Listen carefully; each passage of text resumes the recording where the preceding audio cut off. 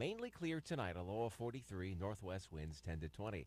Back to mostly sunny tomorrow, high of 64, southwest winds 10 to 15, and partly cloudy on Tuesday with a high of 68 for Wednesday. Isolated thunderstorms are possible at a high of 68. Keeping you informed, News Talk 1090 WKBZ, the talk of Muskegon. The talk of Muskegon.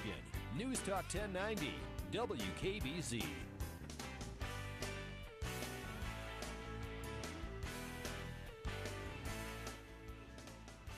Well, welcome. You're listening to the Renegade River Show, and my name is Mike Hewitt. And today my guest is George Moss. George is a retired educator, currently a lecturer at U of M, and the host of a podcast program, What's Going On, which can be heard on Monday afternoons from 2 to 3 on flinttalkradio.com. George, welcome to the Renegade River Show. Okay, and thank you for having me, Mike. I think we're going to have a nice discussion this afternoon. I think so. We've got three segments, George, and I've broken this gigantic topic into three parts, I hope. But I want to get the listeners kind of queued up as to what we're doing. This is based on a premises that says to save America, we must first save inner cities, and to save inner cities, we must first save family. And you know what? In an exchange with George Moss and a mutual friend of ours, I ended up with a 3-page list of some fascinating statistics about the results of single parenthood, and just a pretty nice conversation with George over a period of time. And so it made sense to try to share that with the listeners. George, welcome to the conversation. Okay. Tell me this: before we get going, though, what I'm just curious about a few things. What do you lecture on at U of M? Well, I taught, first of all, 39 years in the public school system in the Beecher School District, and during that time, I taught at 3 different universities on a part-time basis in the evenings, and then after I retired from the district in 2005, I went down to the University of Michigan Flint, where I'm now working in the Africana Studies Department. Okay, very nice. Now, I'm curious, how do you see the difference between high school teaching and college? Well, every level of education is a weeding out process. In the 9th grade, you see it in terms of the increasing dropout rate from 9 to 12. And on the college level, there's another screening process that takes place in terms of those who have the credentials go to the next level. And, of course, as the population matures, you start getting a more mature population, more focused, and more academically directed. So you don't have, I was 3 years principal, my last 3 years in the public school setting, having taught in the classroom 36 years. And on the college level, what you see, of course, is a more focused population that is more career-oriented and does not bring some of the things that come with youth. Yeah, and that is just not so much shenanigans and goof-offs then. Not too much on the college level because I think that at that point, and we look at our own backgrounds and we can say the same thing about our own lives, and that is you go back and you can see that you're now looking toward what career you're going to have. Parents, I left my own home at 17 years of age, and my mom made it very clear that it was on me now. She had put me through high school. I finished 1 year earlier than my group that I was in first grade with. I was promoted, double promoted in the 4th grade, so I finished at 17, and at that point my mom made it very clear it was time for me to go out there on my own. You didn't have Obamacare where you could stay at the house till you're 26 years old. And so we didn't have these little trinkets that they give us now. You had to be personally responsible, and at that point, I never stayed at home after 17. I went off to college at 17, and I worked during the summer, and so I never really moved back in my household that I was born into after I was 17 years old. I've been on my own for more years than I care to remember. You know what's scary though is, and it really goes to the point you're making, is that when you look back and I left when I was 18. I looked like I was shot out of a cannon when I left home. But what surprises me, and I've talked about this on the air before, is that nowadays when we're looking at 26 or 27, I mean, it wasn't that far ago in America's history where people that age group were colonels and generals in the military, and doctors and lawyers and all kinds of other things, and now they're staying at home watching cartoons, and it's kind of a, yes. But the other thing I'm is, a historian, and I will tell you this, Mike. When I go back and look at ancient history, one of the persons I cover in my class is Tutankhamun, who is a pharaoh of the 18th dynasty in Egypt. And he was pharaoh of that country when he was about 18 years old, running a government. Of course, he was a regent, and there were surrogates that were around him. But basically, at 18, we're talking about 26 years old, you're still at your home. 18, he's actually running the government of Egypt, ancient Egypt.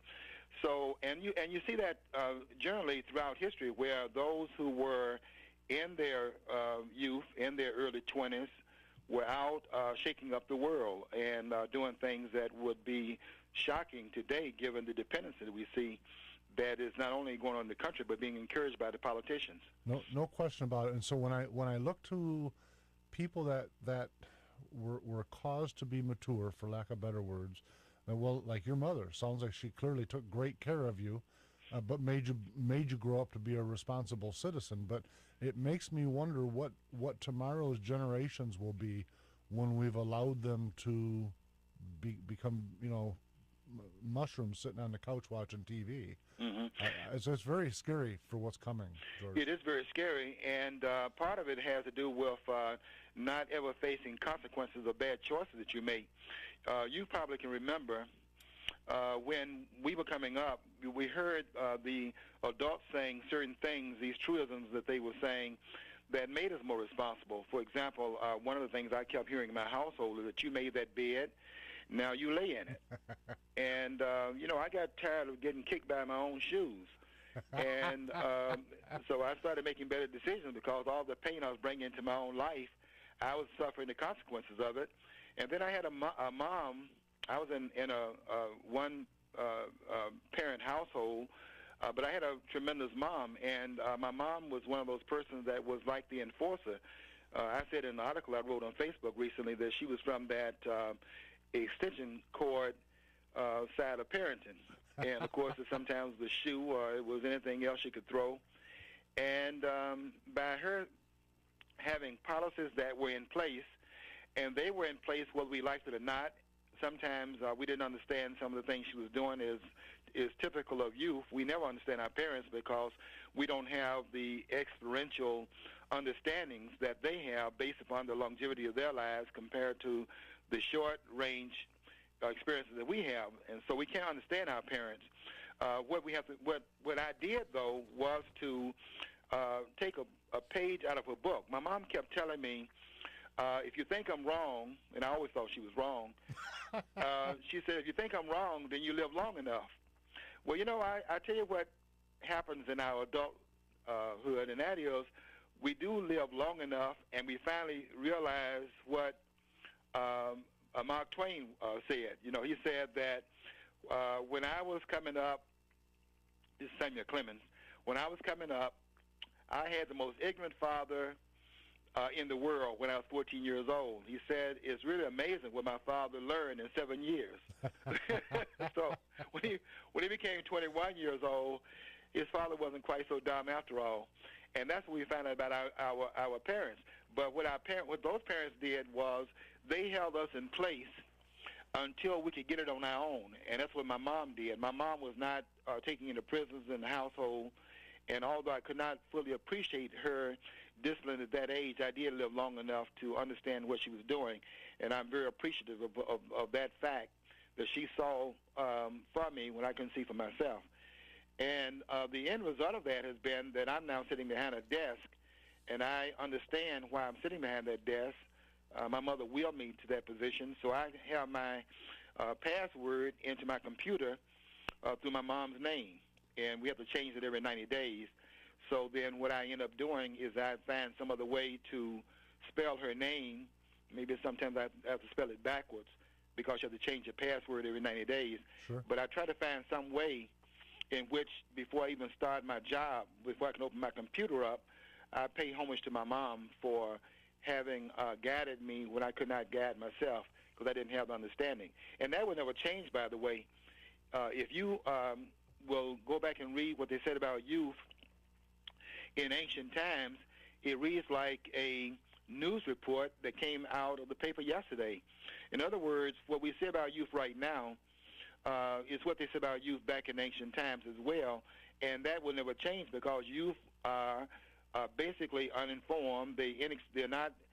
They don't have experiences, and they basically are immoral because they don't really have the information they need to process to make the best possible decisions. That's never going to go away. Right. And that's why you have to have parents who are standing over the youth, who in fact understand it in their name, so that until they can get it later for themselves, the parents have to be the eyes, ears, and the decision makers that will allow the children to have a chance to get it at a later date. Tell me this, George.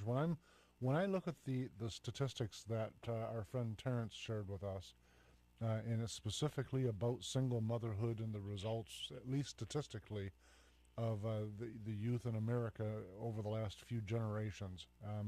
When I read those statistics, your mother, your family, at least the product that is you, are in defiance of all of these percentages. I mean, I read down the list, and 63% of youth suicides come from single mothers. 70% of teen pregnancies came from someone who came from a single mother. In all of these across the board, you're in defiance of them. So, what was the difference for you, George? I think that the norms. There's a proverb that says that it takes a village to raise a child.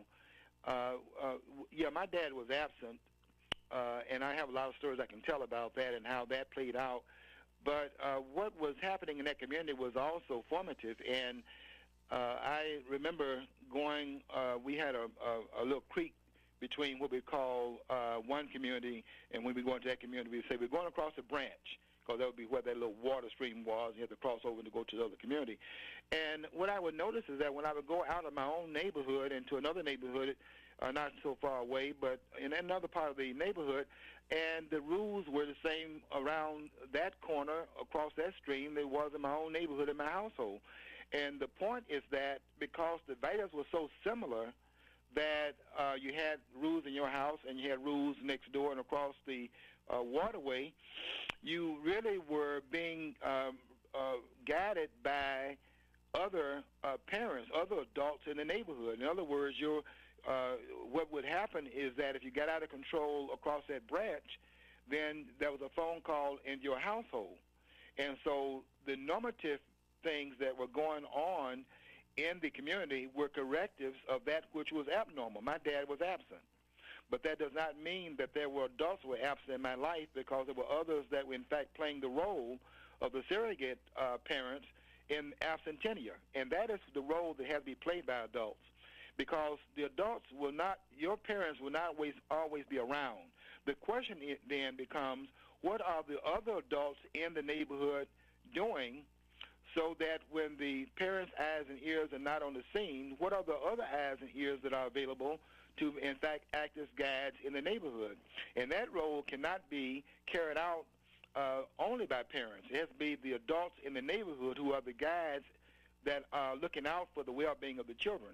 Because George, wherever they are, you need to have some supervisory role being played by the adults. Right. Now, George, are you saying that's what's absent now, that the community, the sense of community and the sense of involvement of adults in general is absent, whereas when you were growing up, there was a community there? Is that what you're painting the difference? Yes, I'm saying, yes, I am saying that, and I would say, in addition to that, we have gotten this idea that the children should be licensed. Our parents were the parents that thought that children should be seen and not heard. It does not mean that children had no voice. It means that in the decision-making that went on, that was an adult's role. Right. See, there's so many things have changed. When you look back at those homes, they operated in a way in which there were certain kinds of parameters put in place in those homes. Let's look at just one aspect of that.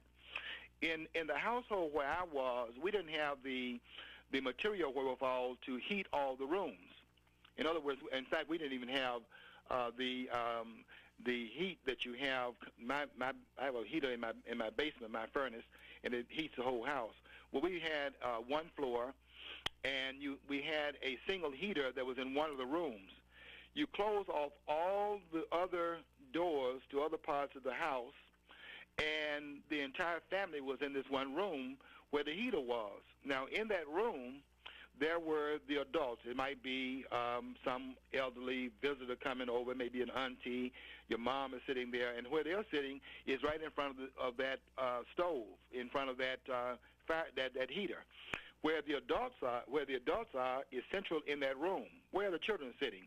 Well, there's a bed in that room, and we're sitting over there on that bed, four of us on that bed, and we are quiet while the adults are sitting there in discourse with each other. But by being quiet around adults, we are learning some things unbeknownst to ourselves, unconsciously learning some things about how the roles are played when adults are in the environment. No one is actually talking about it, but because you're in the room where this is played out in a non-discursive narrative where they're just talking to each other. But what you're doing is that you're in that room quiet, and you are hearing the adults talk. You're learning to be patient and quiet in that household. And when you go out of that house into that school, there are adults in the school also. And that same kind of authoritarian base is there, but it starts out in that room in the household where you are able to carry that out of that room into the classroom. I'll tell you this, George. Reflecting back while you're describing that, some of my fondest memories were sitting there in silence listening to my father and his brother, my uncle, talk. My vocabulary was increasing. My knowledge of the world that was before me and then in my time was increased. What we need to do, though, George, I've got to take us to a break. Okay. When we come back, though, just to get your juices flowing, you'd mentioned something to me in a different conversation. You talked about the two Americas. Mm-hmm. When we come back, I'd like to have you tell me what that means. Okay. Listeners, we'll be right back.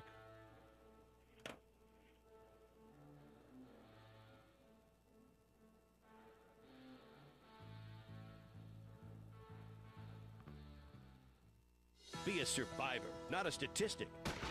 Renegade River in Spring Lake has new and used handguns, hunting guns, sporting goods, and survival gear. Protect your rights and your freedom. Ask about their CPL classes. Renegade River, next to the police station in downtown Spring Lake.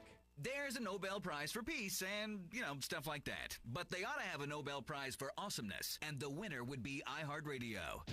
iHeartRadio lets you listen to 1,500 live radio stations, and it lets you create custom stations right on your smartphone or tablet. Download it for free at iHeartRadio.com. The Nobel Prize for Awesomeness goes to iHeartRadio. That's right. You better recognize. So many of us are involved in a business where we're always working. Getting completely caught up seems impossible, but it's not, because I use GoToMyPC from Citrix, and you should too. With GoToMyPC, I can be at work from anywhere. I can use any program, edit and send any file, just as if I'm sitting right at my desk. But here's the secret. Sometimes I'm not. With GoToMyPC, I can be at the airport, a restaurant, or even at home. Because I'm using GoToMyPC not only on my laptop, but also on my mobile phone, my iPad, virtually any mobile device. GoToMyPC is freedom. Plus, it's super easy to use, and it sets up in minutes. And I want you to try it for yourself. No risk. Try GoToMyPC free today with a special 45-day free trial just for my listeners. Visit GoToMyPC.com, click on the Try It Free button, and use the promo code KIM. Then download the free app to your mobile device. That's GoToMyPC.com, try it free, promo code KIM. Hi everyone, Jay Farner here with Quicken Loans. Today's mortgage rates are just about the lowest that we've ever experienced. But because these super low rates fluctuate, Quicken Loans has a great new way for you to find out what the current mortgage rate is for a 30-year fixed rate mortgage right this instant. Just pick up your mobile phone and text the word RATES to AMAZE. Text RATES to 26293 to see the latest mortgage rate on a 30-year fixed rate mortgage. Again, simply text RATES to AMAZE. That's RATES to 26293. At Quicken Loans, we always provide you with the latest technology designed to give you an amazing mortgage experience.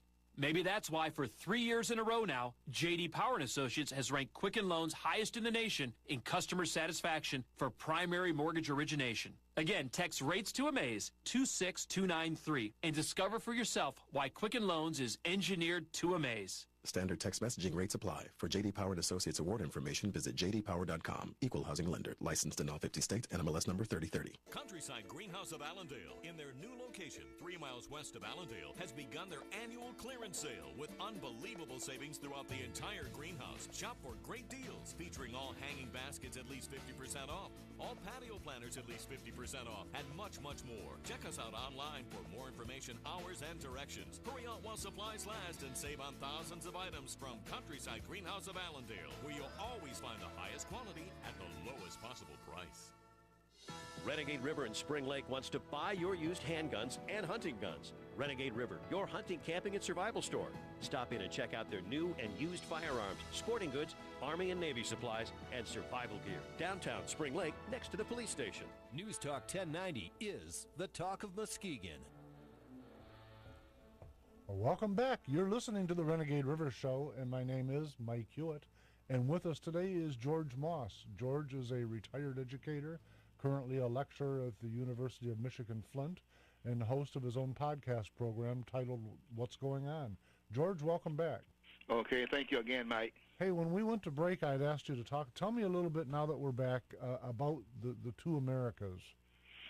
Well, I would come out of the, I would base my conversation on the two Americas out of a book written by a sociologist in New York called Andrew Hacker, who has a book out. I think it came out in the 1970s called Two Nations, Separate, Unequal, Separate, Hostile, and Unequal. And in that book, Andrew Hacker talks about basically black America and white America, and the two Americas will be on different sides of the racial. We're on different sides of the racial divide. We are in a sense, two nations that are separate from each other and kept separate from each other by the politicals and the race hustles, as I call them, that want to maintain that divide for their own political interests and to their own personal benefit.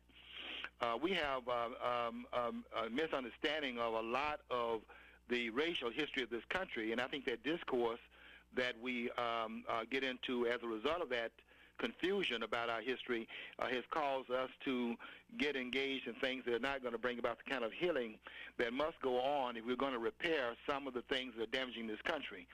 That is to say that if we are going to have a future as great as what we've had in the past, if we're going to continue that legacy, we've got to do some healing of certain rifts that have occurred in the fabric of American life that can be cured if we have the right understanding of what it is we're dealing with. And there are pundits, Mike, who want to keep that lack of understanding from developing because the rift benefits certain groups, certain individuals, certain politicians, and certain political, groups, political parties, and this type of thing. So we have to go back and look at the history in order to get the history straight, so that we can begin to understand what needs to be done right now.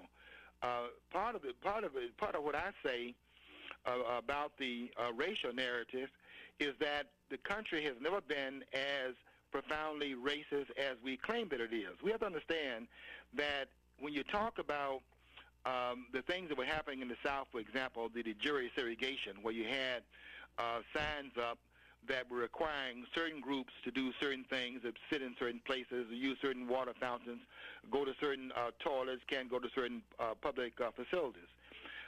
Those signs are up, but why are they up? They're up because they're enforcing behavior that otherwise would not have been normative. In other words, if the people are as racist in the South as they say that they were, then why do you need to have laws that force people to do what they are inclined to do anyway because of the racial perch in which they in fact set their behavior upon? In other words, there's no need for laws if in fact people are going to be practicing racist kinds of conduct in the absence of those laws. In fact, I would say this: the very presence of those laws is an indication of the absence of the generalizable racism that has been applied into the Southern culture. Now that being said, We have to also say then, going back to the civil rights movement, that we always attribute all the changes to it beginning to overturn racism, et cetera, and black folks were able to therefore advance because of moving whites off the rights of blacks. That is a profound misunderstanding that we have had as a result of the civil rights movement that did some very good work, but it did not do that work. The fact of the matter is that even under the vestiges of racism in the South and other parts of the country, although it's not quite as insidious in other parts of the country as it was in the South, blacks had, in fact, decided to go forward despite what was, in fact, given to them as the odds of their success in that regard. My dog just came in here. You're going to have to get out of here. I don't know why Gwen let you out. George, I thought somebody was clapping. In the room here. Okay, I think we're back here. Okay. I thought you had your own audience for a minute. Yeah, I've got to. I have this boxer here in the room now. I hope he doesn't start barking. Don't want to interfere with the conversation. But in the absence of the civil rights movement, quite frankly, blacks were making more progress between 1940 and 1960. Before there was the advent of the movement headed by Dr. King. We know Dr. King gotten started in '55, but the civil rights movement really took off in 1963 with the March on Washington, where King gave his vision for the country. The I Have a Dream speech we all knew about, that King gave on August 28, 1963. But before that, quite frankly, back in the 40s, black people had planted a foundation for the kinds of advances we saw in the 1960s.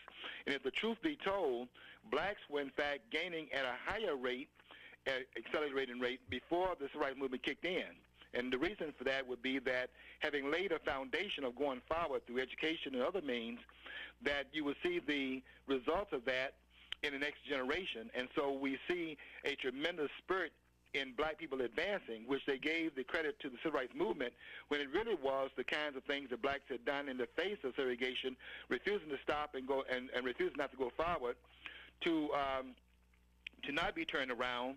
And we see the results of that. And so if you look at the statistics, you see that blacks were advancing at a faster rate before the Civil Rights Acts were passed in 1964 and 1965, and there was a deceleration of the advancement in the aftermath of those laws being passed. Now, why would that be the case? See, George, let me interrupt you for just a moment. Okay.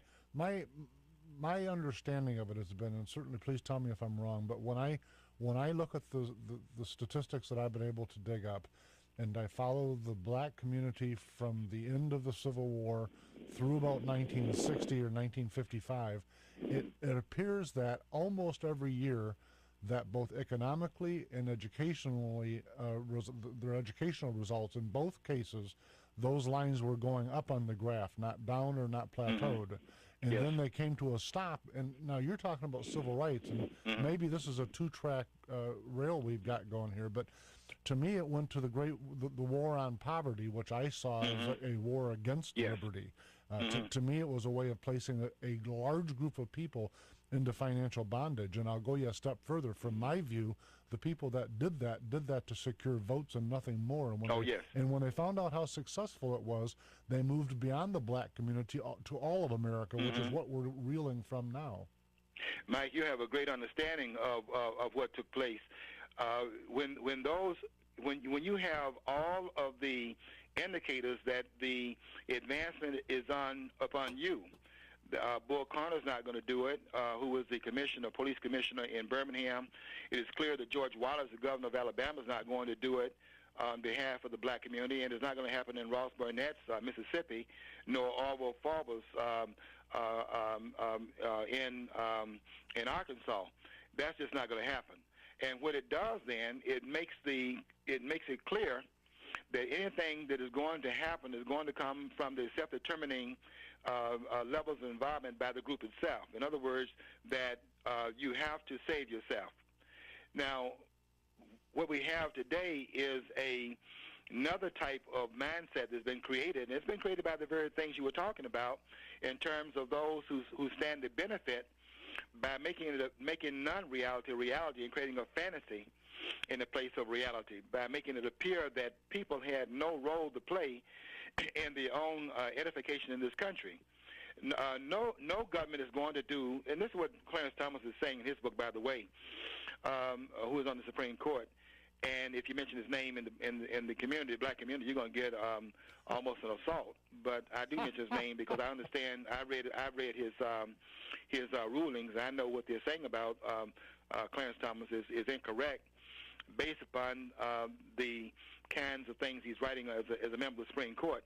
The confusion there is that Clarence Thomas, by the way, is one of the persons that's holding on to the ideal of the civil rights movement, and the movement has been abandoned by so-called civil rights leaders today. Yeah, that's what the conflict is. Let me just interject talking about Clarence Thomas. When I read Clarence Thomas's writings or when I listen to him speak, it to me it's reminiscent of reading the writings or reading the text of speeches from black community leaders from back in the 40s and before that, meaning he's truly a strong voice for the advancement of the black community, and of course they want to paint him as something different because he's not sticking with the progressive line, but he's, to me, his voice is the exact type of voice that led that year after year acceleration of educational results and income results up into the Great War on Freedom.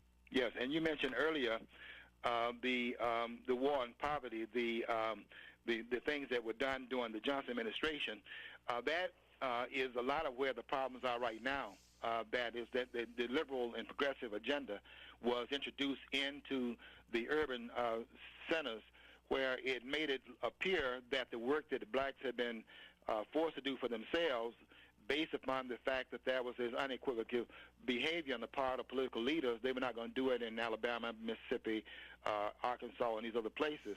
So blacks had to do things for themselves, and it was very clear based upon the kinds of restrictions that were placed upon their citizenship. Now, in this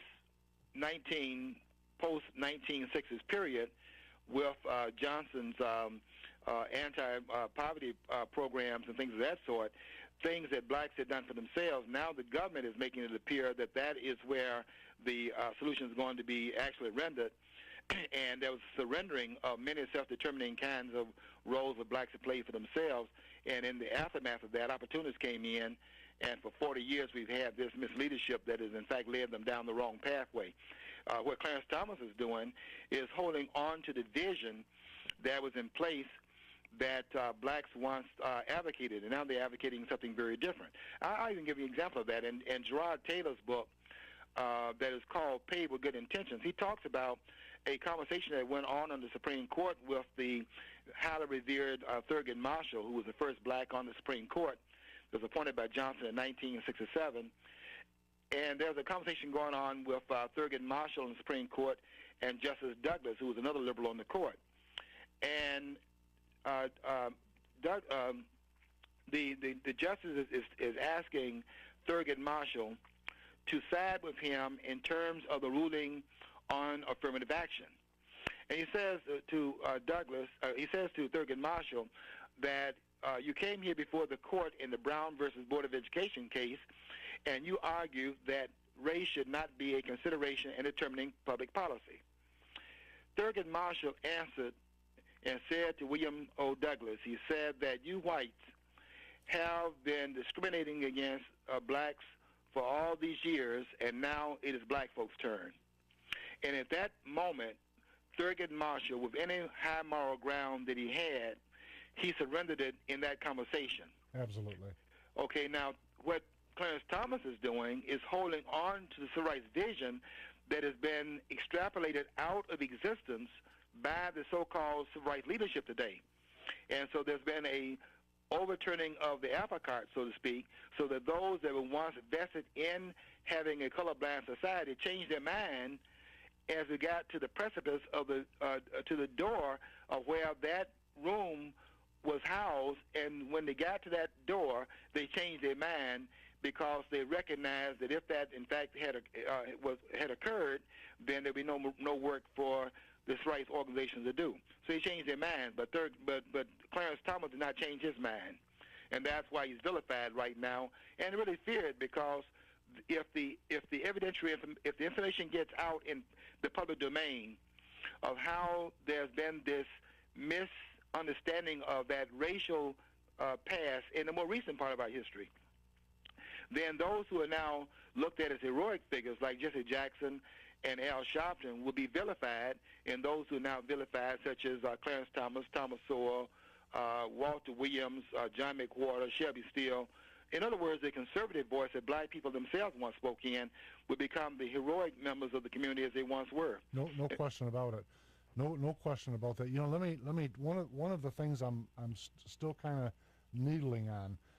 Wade Horn, in his article, "Why There Is No Substitute for Parents," he wrote that after controlling for single motherhood, the difference between black and white crime rates disappeared.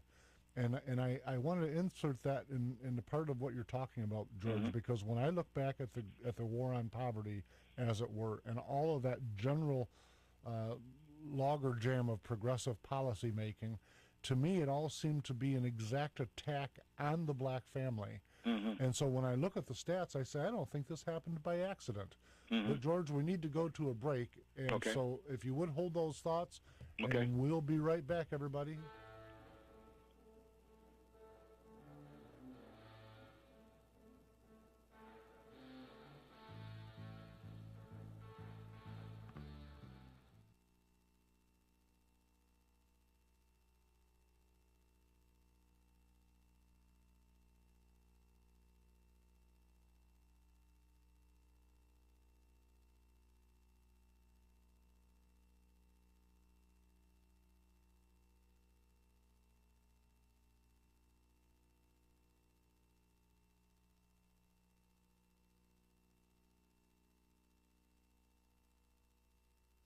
Renegade River in Spring Lake wants to buy your used handguns and hunting guns. Renegade River, your hunting, camping, and survival store. Stop in and check out their new and used firearms, sporting goods, Army and Navy supplies, and survival gear. Downtown Spring Lake, next to the police station. Kim, my computer crashed. I lost all my files, and I can't get them back. I get calls like that every weekend and emails every single day. Don't let that happen to you. Back up your computer files at home and at work with Carbonite. With Carbonite, your files are backed up automatically and continually in the cloud, away from danger, away from your next computer disaster. And then, after disaster strikes, it's easy to restore your backed up files. Plus, with Carbonite, you can access your backed up files on any computer or on your smartphone or iPad with a free Carbonite app. Computer disasters happen all the time. That's why for home and for your small business, you need a better backup plan. You need the backup plan I use. It's Carbonite. Plans start at just $59 a year. Start your free trial today at Carbonite.com. No credit card required. Use offer code KIM, and you get 2 bonus months if you decide to buy. That's Carbonite.com, and the offer code for 2 bonus months is KIM. If you're overwhelmed by debt and thinking about going to a credit counseling company for help, think again, because the majority of those companies actually work for the credit card companies. And they make the credit card companies a lot of money from people just like you. But there's another way out of debt, and it's not bankruptcy. A way to reduce your debts and save you thousands of dollars. Even better, you can find out how for free by calling 1-800-513-8622. At Freedom Debt Relief, we're not a credit counseling organization. We're not a debt consolidation company. We offer a unique alternative to save you the most money possible to resolve your debt in the shortest amount of time. If you're thinking about a credit counselor, ask yourself this. Are they working for you or the credit card companies? Reduce your debts and save thousands of dollars by learning the secrets to settling your debt. For free information, call 1-800-513-8622. That's 1-800-513-8622. 1-800-513-8622. Fox News Radio, I'm Carol McHugh. Many in Oklahoma are taking stock of their possessions, both great and small, as they clean up from Friday's tornadoes. Residents of Union City, Oklahoma, sift through the debris that once was their homes. Yvonne Merritt found a few mementos, but after losing her entire house, she says she has her husband and son, and those are the important things. Fox's Mike Tobin in Union City, Oklahoma. Authorities say 7 of the 9 who died were killed in their cars as they tried to outrun the twisters. That same storm system could produce dangerous storms in the Northeast today. NASCAR drivers taking on the Monster Mile at Dover International Speedway this afternoon in the FedEx 400. Matt Kenseth looks forward every year to the challenge of racing at Dover because it's one of those tracks you really have to attack. And Jeff Gordon says you need to respect the challenges the Monster Mile brings. Gordon is currently 15th in the point standings Kenseth is in third place. Fox Radio's Marjay Tashina. Fox News. We report, you decide. Here's the official News Talk 1090 WKBZ forecast. Today, partly cloudy and windy with a slight chance of a rain shower. High of 58. Those northwest winds 20 to 30 miles an hour. Mainly clear tonight. A low of 43. Northwest winds 10 to 20. Back to mostly sunny tomorrow. High of 64. Southwest winds 10 to 15. And partly cloudy on Tuesday with a high of 68 for Wednesday. Isolated thunderstorms are possible at a high of 68. Keeping you informed. News Talk 1090 WKBZ, the talk of Muskegon. Be a survivor, not a statistic. Renegade River in Spring Lake has new and used handguns, hunting guns, sporting goods, and survival gear. Protect your rights and your freedom. Ask about their CPL classes. Renegade River, next to the police station at downtown Spring Lake.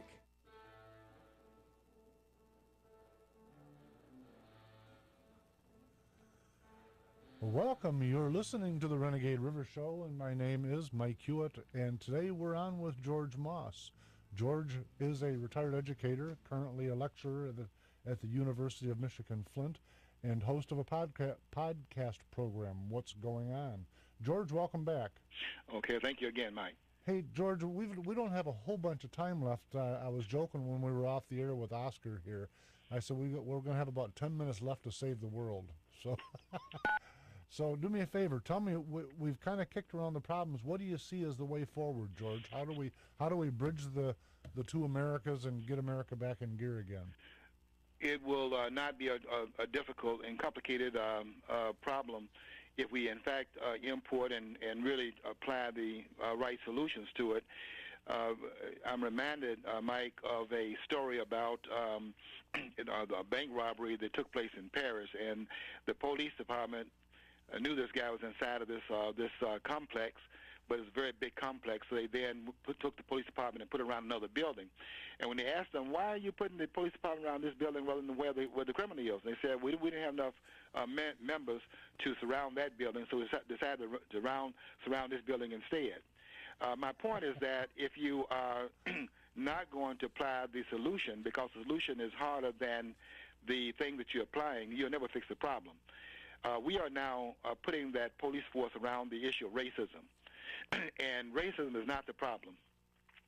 Racism was defeated, by the way, in 1965, and this explains why King is in Memphis in 1968, leading a garbage workers strike. That was not a civil rights issue; it was an economic issue. But King has already done the civil rights work, and that work was done and completed in 1965. When they passed the Voting Rights Act, which gave blacks a chance in the South to defeat those who were in fact nemesis in their way, that were advancing, causing a lack of advancement of their citizenship based upon the dual claims that this person has this citizenship right and the other person has another right. And we were fighting against that, and that was in fact sealed and overcome in 65. The problem is that more than 40 some odd years later, we are still fighting the same enemy, quote unquote, that has been defeated. Bull Connor died in 1977. He no longer exists. Wallace is gone. Barnett is not there. Forbes is gone. And we're still fighting this battle as if we're still fighting racism. The problem today is none of those things we're fighting. The problem today is, and this is something that's stated in the book written by Warren Williams called Enough, subtitle, Phony Leaders, Dead-End Movements, and a Culture of Failure. It's called Enough. We've had enough of that. If you look at when you have a two-parent family household, the income between whites and blacks dissipate. Blacks in single-family households are in poverty. Blacks that are in a two-parent household have 94% of the income that white families have. What that indicates then is that while the focus is on fighting racism, if you fight upon repairing the black family, you've solved the economic problem pretty much that exists right now in the black community. We see that in terms of the income differential between the two groups. The other thing is that we've got to understand that listening to false voices is another part of our problem in the communities, both blacks and whites. Blacks and whites are listening to these false leaders. I mention their names because I think we have to call these persons out and identify where these false leaders are and what they're saying.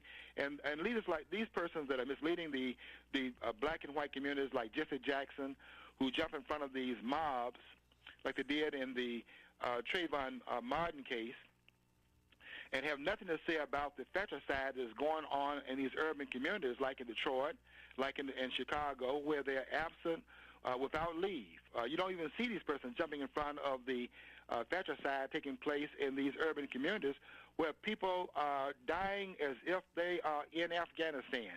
Right. And you notice how quiet these leaders are. The violence has got to be another aspect that was dealt with, because until you actually deal with the family, restoration of the family, and then deal with the violence that this deterioration of the family brings about, you cannot really expect to have investment in places where people are not safe. What you have in Detroit is a good example of that. Right down the street from where I am, I'm 60 miles from Detroit, and the reason why the problems exist in Detroit and exist where I am here in Flint is because when you have the breakdown of the family, other things then also kick in as a result of that. The violence that we see right now comes out of that.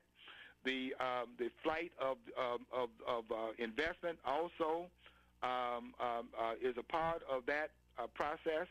And until we restore the family as priority number one, you really are not going to solve many of the other problems that are, in fact, banking upon that problem being in place. And it's that repair that these false leaders do not want to see take place, because if it in fact is repaired, it then makes their jobs obsolete.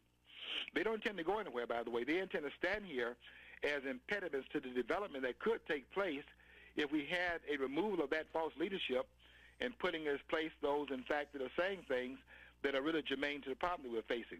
These guys are the police officers around the building where the criminal is not, in fact, housed.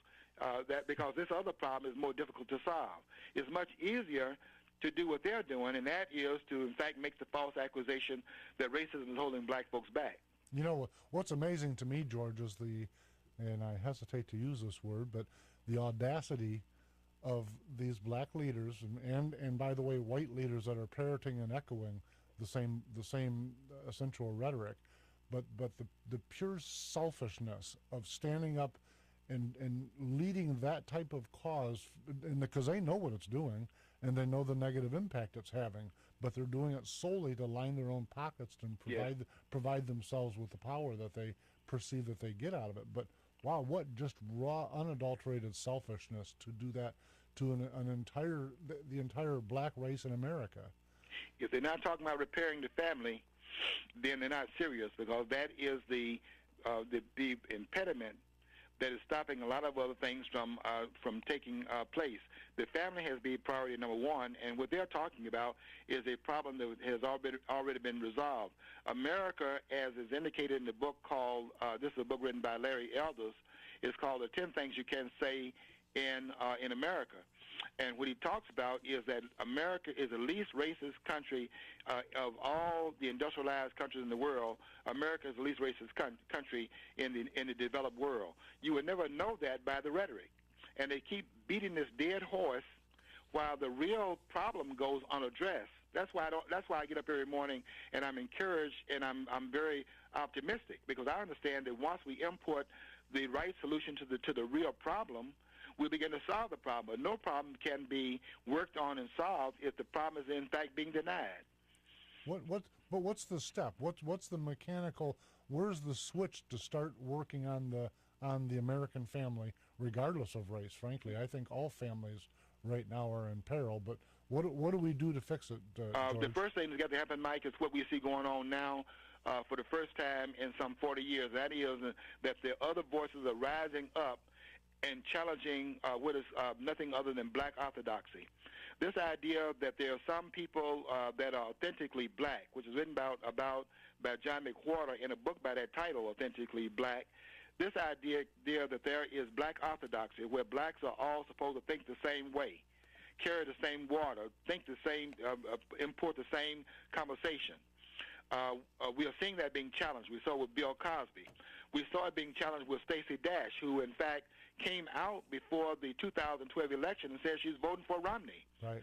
You saw how she was vilified by the left, because what the left wants to do is maintain the presence of blacks on what is nothing other than a progressive plantation. You can call it Democratic plantation if you want to, but it's really a progressive plantation where where the idea is to turn your destiny over into the hands of others, that you actually seize the moment and exercising what has worked in the past, and nothing else is going to work, and that's personal responsibility. In personal responsibility, you don't need these leaders. And that's why they fear that idea of being born in the community. But there's a challenge going on right now of what has been black orthodoxy for the last 48 years since Dr. King gave his I Have a Dream speech in Washington. And that is going to be challenged, and we're going to move out of the way.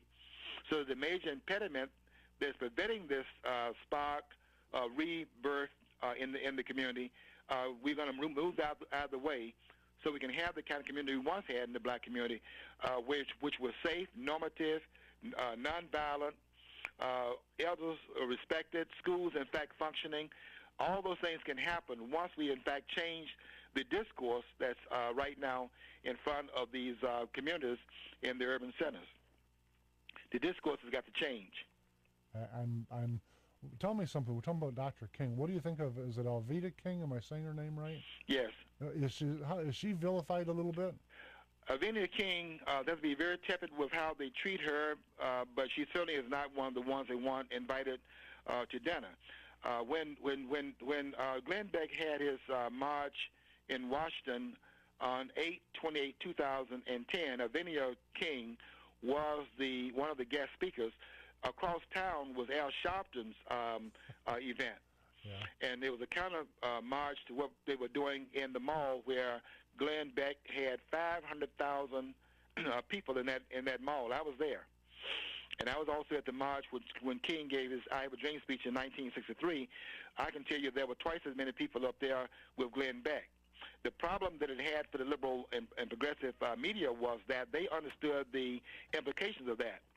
In 63, when King gave his I Have a Dream speech, 250,000 people were there, 25,000 whites. Right. In 2010, there were 500,000 people there, and these were whites who had, in fact, gravitated toward the King dream and were embracing King's vision. They could not allow that to get out. Wow, George, I've got to end our interview as we're running out of time. But listen, I've really enjoyed having you on, and I hope that I can get you back. Okay, thanks for having me, Mike. I definitely appreciate it. George Moss, thank you very much, sir. Okay, thank you, Mike. Thank you. And for my last 30 or 60 seconds, whatever time I've got left, I get to do a little bit of self-promotion, if I might. This show is promoted often or mostly by Renegade River, which is a store in downtown Spring Lake. And Renegade River, the store, is celebrating its first anniversary this week. And so we're doing a first anniversary sale Monday, Tuesday, and Wednesday at the store with a whole bunch or most of the merchandise at 20% off, keeping in mind it's already priced at internet prices. So, but the bigger part of this is not just to announce a sale. It's after a year through the firearms industry. It's been a roller coaster ride. It's been a lot of fun. I've met a lot of great people working there in the gun shop and in the sporting goods store in general, and as a result of this show. And at the end of the first year, I just really want to thank everybody for coming to visit me at the store and for tuning into this radio station. I don't know how many first anniversaries. I hope I'm only going to have one, but I've enjoyed it, and that's what I wanted to say is thank you very much, everybody, for being a part of it. And I will gladly look forward to talking to everyone in a week from now. But in the meantime, come by the store and take advantage. If you've never been there, it's right downtown Spring Lake, right next to the Spring Lake Police Department. And that's where you'll find me standing there waiting on you. Have a great week, everybody. I'll see you and talk to you soon. The Talkin' Muskegon program can now be heard live every morning, Monday through Friday, 8 a.m. to 9 a.m. here on News Talk 1090.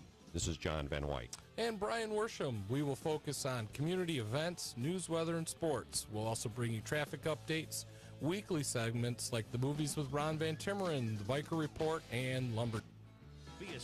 Yes. But the other thing I'm is, a historian, and I will tell you this, Mike. When I go back and look at ancient history, One of the persons I cover in my class is Tutankhamun, who is a pharaoh of the 18th dynasty in Egypt. And he was pharaoh of that country when he was about 18 years old, running a government. Of course, he was a regent, and there were surrogates that were around him. But basically, at 18, we're talking about 26 years old, you're still at your home. 18, he's actually running the government of Egypt, ancient Egypt. So, and you see that generally throughout history, where those who were in their youth, in their early 20s, were out shaking up the world and doing things that would be shocking today, given the dependency that we see that is not only going on in the country, but being encouraged by the politicians. No question about it. And so when I look to people that were caused to be mature, for lack of better words, well, like your mother, sounds like she clearly took great care of you, but made you grow up to be a responsible citizen. But it makes me wonder what tomorrow's generations will be when we've allowed them to become, mushrooms sitting on the couch watching TV. Mm-hmm. It's very scary for what's coming, George. It is very scary, and part of it has to do with not ever facing consequences of bad choices that you make. You probably can remember when we were coming up, we heard the adults saying certain things, these truisms that they were saying, that made us more responsible. For example, mainly clear tonight, a low of 43, northwest winds 10 to 20. Back to mostly sunny tomorrow, high of 64, southwest winds 10 to 15, and partly cloudy on Tuesday with a high of 68 for Wednesday. Isolated thunderstorms are possible at a high of 68. Keeping you informed, News Talk 1090 WKBZ, the talk of Muskegon. The talk of Muskegon. News Talk 1090 WKBZ.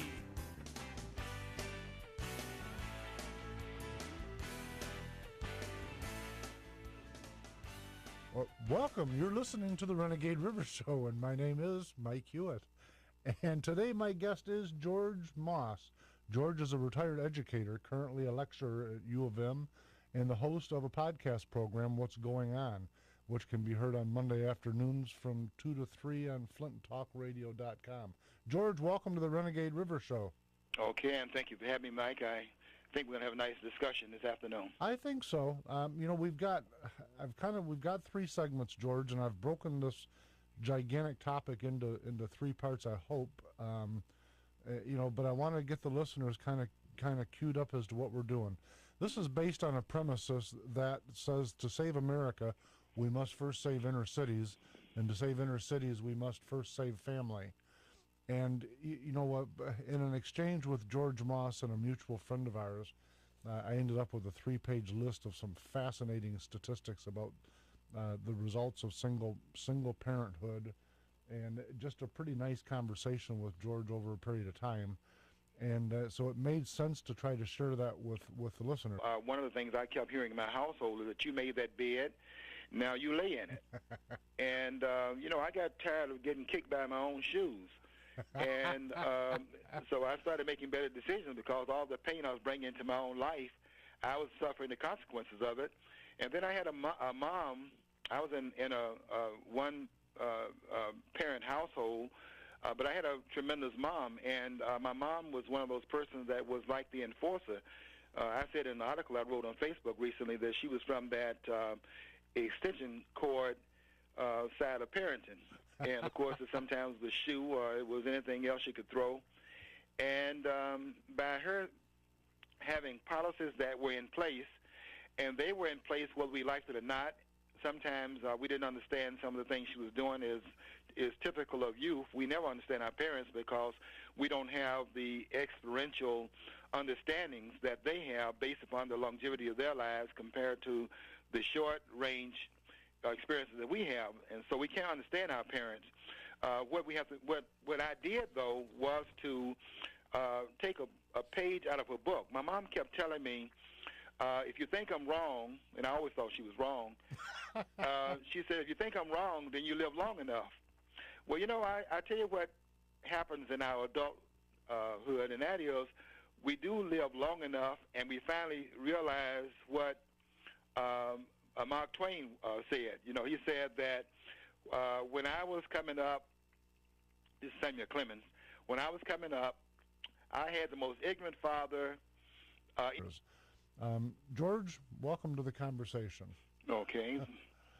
Tell me this: before we get going, though, what I'm just curious about a few things. What do you lecture on at U of M? Well, I taught, first of all, 39 years in the public school system in the Beecher School District. And during that time, I taught at 3 different universities on a part-time basis in the evenings. And then after I retired from the district in 2005, I went down to the University of Michigan Flint, where I'm now working in the Africana Studies Department. Okay, very nice. Now, I'm curious, how do you see the difference between high school teaching and college? Well, every level of education is a weeding out process. In the 9th grade, you see it in terms of the increasing dropout rate from 9 to 12. And on the college level, there's another screening process that takes place in terms of those who have the credentials go to the next level.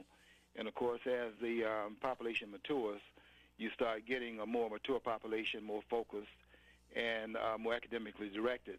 So you don't have, I was 3 years principal, my last 3 years in the public school setting, having taught in the classroom 36 years. And on the college level, what you see, of course, is a more focused population that is more career-oriented and does not bring some of the things that come with youth. Yeah, and that is just not so much shenanigans and goof-offs then.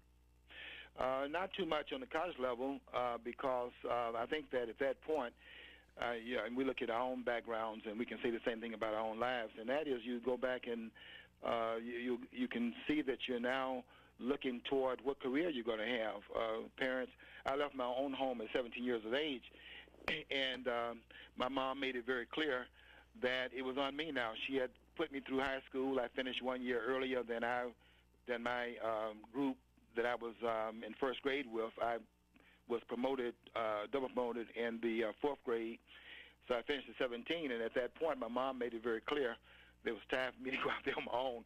You didn't have Obamacare where you could stay at the house till you're 26 years old. And so we didn't have these little trinkets that they give us now. You have to be personally responsible, and at that point, I never stayed at home after 17. I went off to college at 17, and I worked during the summer, and so I never really moved back in my household that I was born into after I was 17 years old. I've been on my own for more years than I care to remember. You know what's scary though is, and it really goes to the point you're making, is that when you look back at and I left when I was 18. I looked like I was shot out of a cannon when I left home. But you know. What surprises me, and I've talked about this on the air before, is that nowadays when we're looking at 26 or 27, it wasn't that far ago in America's history where people that age group were colonels and generals in the military, and doctors and lawyers and all kinds of other things, and now they're staying at home watching cartoons, and